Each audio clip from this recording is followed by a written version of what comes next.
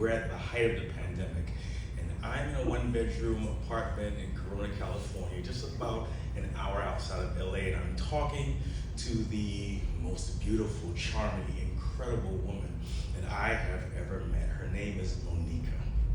And as I'm talking to her, I realize that I cannot let this one get away. And so I'm listening for clues because I've got to figure out how to take this relationship to the next level. And throughout the conversation, she lets it slip that she has a type. She's got a type of man that she falls for. She likes a man's man.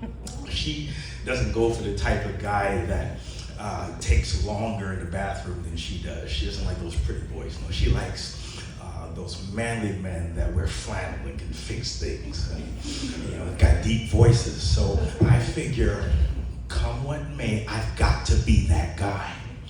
And so we start dating pretty soon, and I do manly things because I want to impress her more than anything. So I'm scared of heights, so we go rock climbing. And I'm not great with guns, but we go to the gun range. We go to the gym and we work out, and I lift real heavy because I gotta be a man. And y'all, it works. It works because we get married, and 9 months later we're standing in the living room of our new home. Now when I say new, I'm using that term loosely because there's nothing really new about this home. As a matter of fact, it's a bit of a fixer-upper. It needs a lot of work, but she's got a man. And so I look at her and I tell her with my best Barry White impression, I said, baby, I got you. And she swoons. And the swoon is enough to send me off to Lowe's because now I've got to start the first project, which is painting the house. So I get all of the equipment and I start painting. But I'm more of a bookworm. I'm the intellectual type. I enjoy classicals. And I've never operated a power tool in my life. So I have no idea what I'm doing. I'm trying to impress my now wife, and it's not going well. The flat paint that I'm using to try to cover the yellow walls is just making things worse.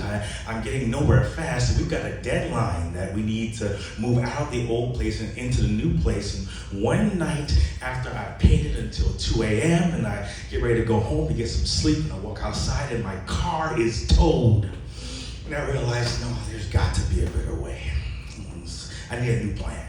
So the next day, I'm walking around Home Depot in the rental section. There's a guy there, he's about 25, tall, light skin, afro.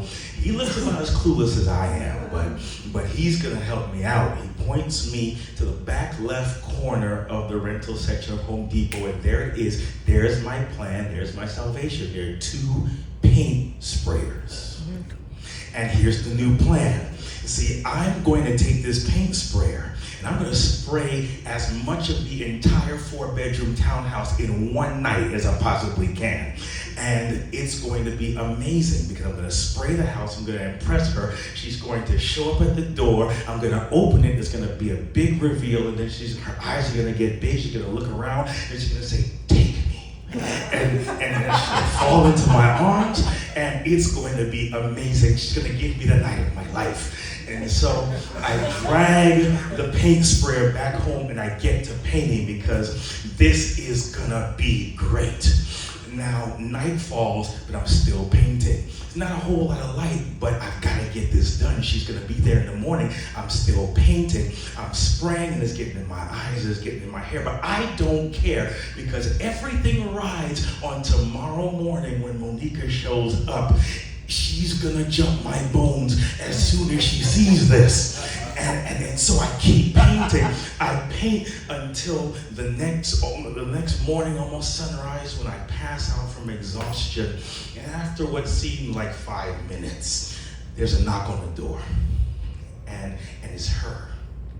And I'm excited because this is it. This is the opportunity to show her my hard work. I'm going to impress her. I open the door and let the bone jumping begin. It's gonna happen. And she stands there and she looks and she's speechless. And this is a good thing because that means she's so impressed. that she doesn't know what to say. She's speechless and she's looking around, and then I start looking around and I realize why she's speechless. She's speechless because in my rush to paint, I forgot to prep. And so with this paint sprayer, I got paint everywhere.